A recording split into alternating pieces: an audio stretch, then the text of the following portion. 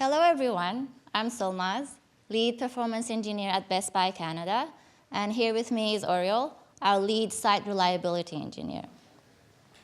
So what do we mean by the holiday survival kit? For most of us, the holiday season is just about family gatherings, giving out presents, going into exotic trips, and overall just enjoying the holiday spirit. But if you're one of the many employees here at Best Buy Canada, you most probably be preparing yourself for another trip, a trip of survival and success over the holiday events. So on the e-commerce side, as you can imagine, everybody from QA, development teams, operations, business, marketing, they'll be somehow involved. So today, Oriol and I will go over our experience and our survival kit that helped us be well prepared for the exciting trip last year. Black Friday and Boxing Day are two major events for retail companies. With all the incredible deals that we have on our website, we can experience up to 30 times more traffic compared to a normal day. So as you can imagine, these events are extremely critical for our business, and we must ensure a stable site for our customers so that we can keep both our customers and the business happy. In order to handle up to 30 times more traffic in a system that the majority of the applications are served from actual physical hardware in a data center, you need to come up with the right performance strategies to reach your goals. Like any other trip, you need to be fully prepared to enjoy the ride. So for us, we had to start by preparing a perfect load model. After that, we need to prepare a performance environment to run our tests on. Like any other trip, you need to carry the right tools with you. And then finally, you need to run many tests until you can happily reach your destination. How will your customers be interacting with your website? What kind of behavior are you expecting from them? And then overall, what's the expected load model of your system? In order to answer these questions and come up with a comprehensive load model, you need to understand the following items. So first of all, you have to spend some time and analyze your application logs from your previous years. So try to see how many hits per second you're expecting to your different APIs, your AJAX calls, your pages, and whatever that will be hitting your servers. And don't look for just one single data point. Try to look for patterns of data. Depending on what you're testing, you might need 1 hour or two, or maybe a full day of data to analyze. And then you need to spend some time with your development teams and try to understand how the site functions. Here specifically look for pages that can be heavy on your backend systems, pages that can make multiple backend calls or database calls, or communicating with your third parties. They need to be fully understood so that while you're running your test, you can measure the impact that they can have on your underlying systems. Then maybe talk to your product teams and see if they're expecting any new features that can change the user behavior on your website, and then plan for it accordingly. And finally, understand if you're expecting any business growth. So look into your data analysis tools and look for metrics such as number of unique visitors you'll be expecting, or for our case, number of orders we're expecting, and then plan that in your load model. And then always have some room for buffer, just in case. So now we have our load model. It's time for us to prepare our performance environment. In an ideal world, our performance environment should be a complete replica of our production environment. So to start with, the hardware specs, and then the number of instances per applications that we have, they should be a complete replica in both environments. The network configurations, and then the way that the different components of your applications are communicating to one another should be exactly the same. So things like your load balancers, firewall rules, your switches, hubs, everything that you have should be a complete replica. When you're populating your data, try to use the same data set that you will be using on your production environment and put it in your test environment. If you're expecting any growth in your data, plan for it and then mock that data correctly in your test environment. Any background jobs, synchronization jobs that is running in your production environment should also be running here. And finally, any monitoring or profiling tool that you have in your production environment should also be set in your test environment. So as we mentioned, you need to have the right tools with you. In our case, for the performance testing effort, you need to have a load generating tool that you can use to bombard your applications with heavy load. JMeter, NeoLoad, LoadRunner are just a few options out there that you can use. While you're running your tests, you need to obviously be monitoring your systems. You need a centralized location to put out metrics from your applications and servers in there. So metrics like hits per second, average response times, percentile data will also be valuable here. Error rate, and then system health metrics like CPU, memory, I/O, network, whatever that you can find from your multi-layer application should all come into this centralized location for analysis purposes. And then finally, just have a centralized logging system that you can pour all the errors that you're seeing while you're running your test into one centralized location. It will help you to correlate your errors and pinpoint a problem very easily. The Elk Stack or Splunk are just two options out there that you can use. Okay, so we have all the arrangements. We get to the fun part, which is breaking our test environment. Try to create your test scripts by using actual browsers and then record the path that your actual users will follow on your website. In this way, you'll be able to gather all kind of metrics like all kind of header values, cookie values, all the AJAX calls, or whatever that is happening behind the scenes. You'll be able to capture them and put it in your test script. Then you need to parameterize your test scripts by using the data that you extracted from your logs. And depending on what you're testing, you might need tens of thousands different data to put into your test script.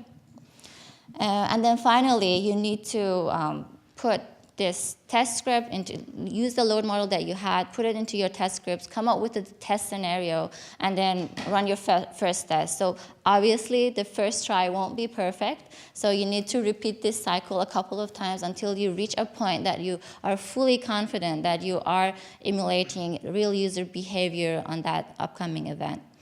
You'll be doing optimizations, you'll be putting it back in your test environment, rerunning, so you might just run like tens of thousands, like 100 different tests until you are happy with your test results.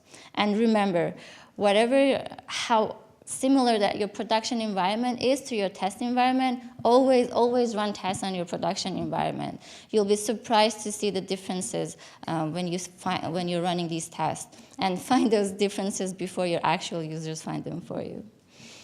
So the tools that we use for monitoring during our performance testing efforts are also used for capturing and monitoring live data from our users. Oriol will go over the APM solution that we have come up here at Best Buy. Do you want it? Yeah. Okay. Hello, everyone.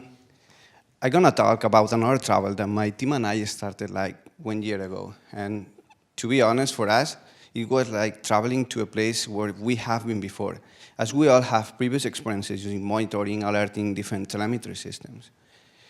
And it was even like traveling to a place where we have family or close friends living there, as we have already some monitoring tools, some telemetry systems in our environment that are already providing us some information on how our applications behave, what the network topology, how our infrastructure looks like. But this time we wanted to travel to that place in a different way. For sure, we wanted to explore, to go to the most popular places and do the must-do activities. But at the same time, we wanted to explore the off-the-beaten-path places. I wanted to make sure that we learn and we understand how diverse local people live and what makes every and each corner unique. So when we started this adventure, we also reflect on what means DevOps culture for us. And DevOps for us is not only about tooling. It's probably more about solutions and customer experience. Who are our customers? What do they believe? Our customers are basically performance teams, they are QA teams, they are IT operations, they are development teams, they are high-performance teams, they are cross-functional Scrum teams that are delivering new stuff, new technologies into our production environment pretty frequently. And they are anxious to learn more and to adopt new technologies, new frameworks, and new technologies, and put them into our environments. So once we understood that, we couldn't just look out there and find a good monitoring tool and deploy it into our environment. And once it's there, just do some training sessions to make sure that our teams, our customers, understand how it works and how they could utilize it in order to achieve what their own challenges. We couldn't do that because we have our own DevOps philosophy. And instead of forcing our customers to adapt to our solutions, we have to make sure that our solutions are all the time able to adapt to our customer needs. And in the end, we know that our customers are traveling and visiting unexpected places all the time. And we have to make sure that we don't want to be in that situation where they are trying to deploy a new technology and we say, yeah, we have to make sure that if our monitoring solution is compatible with that, or if there is a plugin for that, we won't to be there anymore. We have to make sure that our solutions are always compatible with all the technologies, even if that technology doesn't exist yet. So very first step was basically gathering the requirements from our stakeholders. And our stakeholders basically, probably like any other company, they were asking for the ability to collect metrics from data centers from different countries, from cloud services, from third-party applications, and then process those metrics in multiple ways, correlate data, create alerts or dashboard graphs. But what is important for our business, what is important for companies like Best Buy, during our Boxing Day, during our Black Fridays, during the important events of the year, every minute is important. Even every second is crucial for our business. So we have to make sure that our teams are always able to identify and catch issues within seconds. Sometimes, and here is where our applications become decisive. So once we understood who our customers are, what they do believe, what they do need, and what's the mentality, what's the idea behind our philosophy, we just had to write out our packing list with all the items that we need for this journey. So obviously we need tools to be able to collect data from different sources, from different data centers in different countries, cloud services. As we'll be collecting from different locations, we have some standards. We need some tools to be able to transport data into a centralized place. We need to be able to process, we need the tools to be able to process data in real time. For sure, we need a database to be able to store time series metrics, and at the same time, we need our customers, we need the tools to be able to exploit data, to be able to analyze, and to be able to create alerts, dashboards. So once we understood who are all the players here, we just need to orchestrate our solution. And we just need to define what will be the stops in this journey. The first stop is our collector. And here we know that our collector will be the most dynamic part of our framework, as our customers will be adding new sources, new technologies, new frameworks, and we have to find a way all the time, constantly, to be able to collect metrics from different technologies. So there are tons of different lightweight applications, lightweight tools that we could utilize in order to collect metrics from our access logs, applications logs, networking information, or infrastructure. You could use file bits, stop bits, telegraph, collect the stats there. And in the end, it's even good trying to try all of them, trying to compare and see how the applications work for our own challenges and decide what's the best tool for us. And in the end, we'll be doing this pretty frequently. So we want to make sure that even there are a lot of changes in the industry and there are other new tools, new technologies that we have to be testing and for sure replacing our current solutions that we are using. And for our global scale telemetry or application performance monitoring system, we also need to collect data from our cloud services.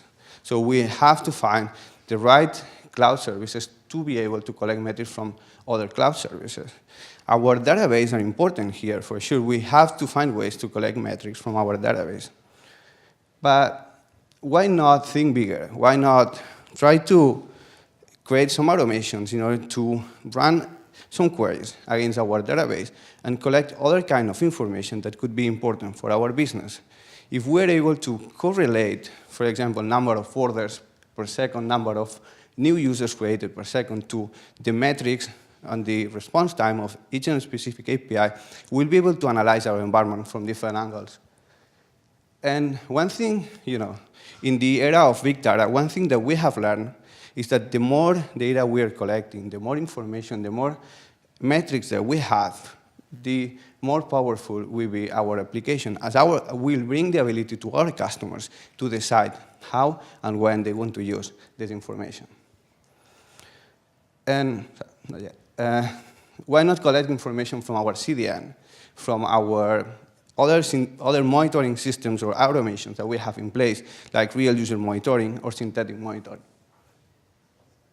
So once we collect this information, the next step in this journey will be our hub. Our hub, in other words, will be the place where our collectors are putting the data into.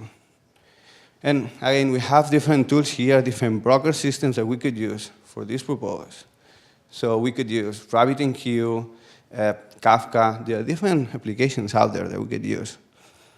And one thing that I would like to point out here is that this component will play two different roles here. For sure, will be the obvious one will be our transport layer and our framework, but at the same time will be the buffering layer of our solution. So, and in the end, as we'll be consuming information data from different sources, we have to make sure that we are able to handle fluctuations in data flows. So that's why it's a good strategy to try to separate and create multiple queues, multiple channels for each data source. That way, we also will be able to scale up or scale out our queues. So our Hadoop file system or Spark streaming are pretty good candidates to be able to process data in real time. So again, probably we find other tools out there that we could use, and the technology is important, but again, it's not the most important. The most important is how we use that. And we know that all the jobs that we have running on the top of that cluster will be created based on our customer needs. So we will be working with our customers on defining all the logic behind our jobs. And the challenge here probably is that we know that our customers will be changing. They will be tackling new challenges. They will be having different approaches. And we have to make sure that our jobs are also changing. And how we do that is probably one of the huge challenges here. There are different ways to do that, but obviously one easy way could be just make sure that when we are creating our jobs, these jobs are changing based on parameters, based on a lot of inputs that our customers could be providing in real time. Let's say that we are collecting data from our access logs or from our request logs, where our customers could be deciding in real time by maintaining a config file what exactly the sites that they want to be monitoring. And they will be making this config file, will be helping them to make our jobs more sophisticated in order to be adding exactly all the APIs, all the sites that they want to be monitoring.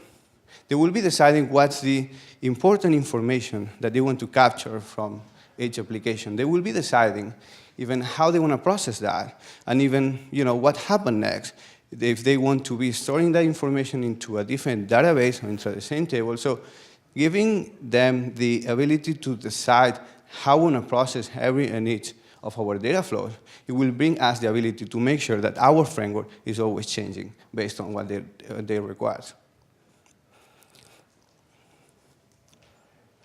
So the next step, our database, probably is the key component in our framework to be able to achieve real time. So again, different tools that we could use. We have Elasticsearch, Cassandra, InfluxDB to store properly time series databases, time series metrics. But again, the tools are important, but the most important here is how we use them. And in this case, the key component here is how our data will look like inside our database, how we want to create the different standards and the different data units for each specific data source. We could An example could be continuing with the previous case. If we are collecting data from our access logs, for a specific application, we'll be receiving like different messages with all the information of all the requests hitting our servers. In an easy way, we could just parse this, create a JSON-based structure, and insert all the information for a specific site, for a specific microservice into a unique table. But if our servers are receiving, have to handle like thousands and thousands of requests per second, what we could expect in minutes, in probably less than 1 hour, is that our table will become gigantic and will be very, very hard to process, very, very hard to define the queries and be able to provide a real-time user experience. So how we solve this situation, how we create a strategy in order to be able to provide the same functionality, the same level of information that our customers expect, but at the same time be able to provide real-time user experience. So there are different options here again, but based on what we explained previously, our customers will be deciding how we want to process that. So instead of deciding that putting all the information into the same table, we could create the automation, for example, to create a different table for each specific API. And our customers will be deciding what's the key information that they wanted to store for each specific API. And they could even decide through the config files what could be the indexers. In this case, for request logs, it's easy to define as the indexers of our database, our host names, our response codes. So they will be adding these complexities, that they will be adding these new functionalities in our config files. But in the end, what we will be able to provide is a real-time user experience, as we'll be creating small tables that will be very, very easy to query against, and they will be very, very easy to, to combine. And in the end, from our dashboard, we'll be able to provide a true real-time experience. So at this stage, if we look at this framework, what we can see is that technologies are not important here.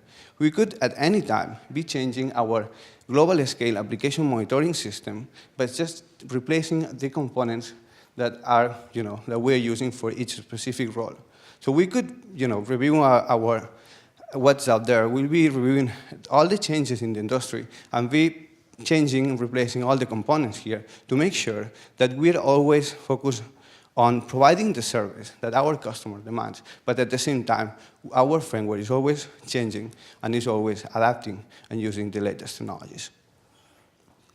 The latest part, so the final, probably the most amazing part of this journey is our data visualization tools. In this case, Grafana is a good candidate for that. Our customers here will be able to create dashboards, to create alerts, to create, whatever you want. But the most important here is you look at the amount of information from different sources that we have in our database.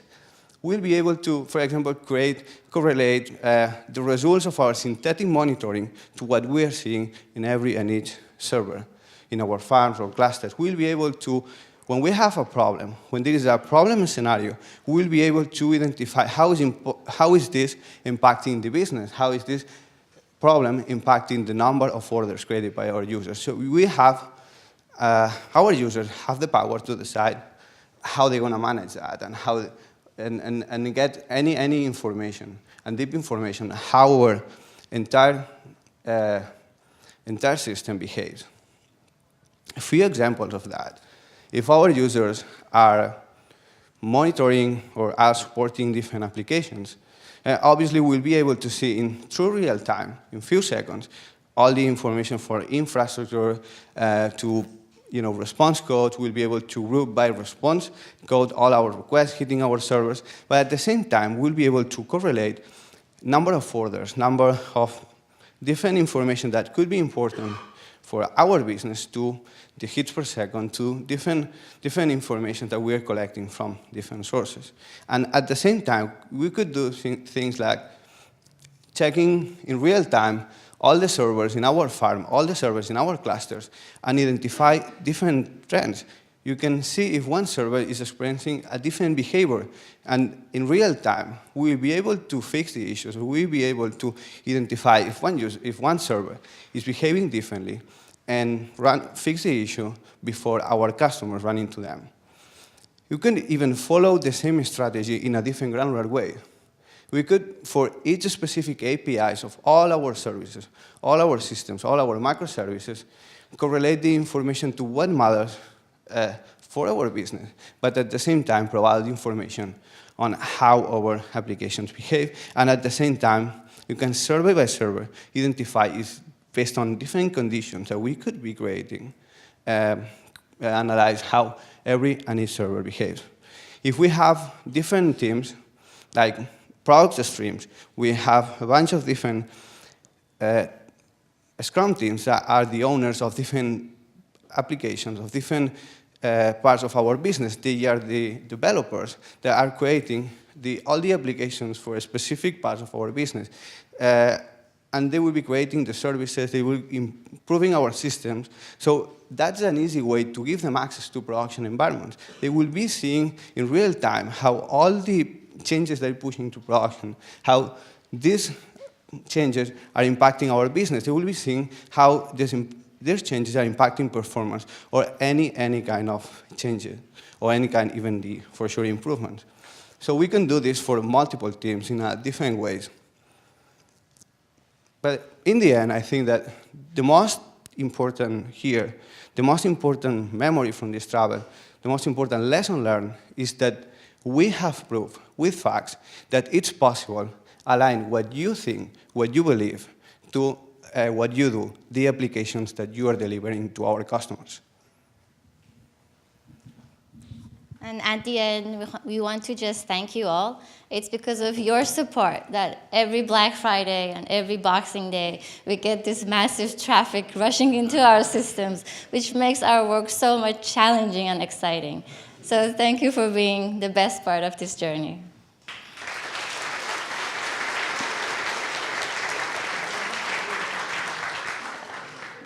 We have 5 minutes for questions. Any questions? Yes? Does that mean you're keeping all your logs for a year? Looking at last year's holidays for this year? Yes, we do, especially for the major events. We take a backup of them and we keep them for sure. Yeah. Any other questions? Okay. Thank you. Thank you.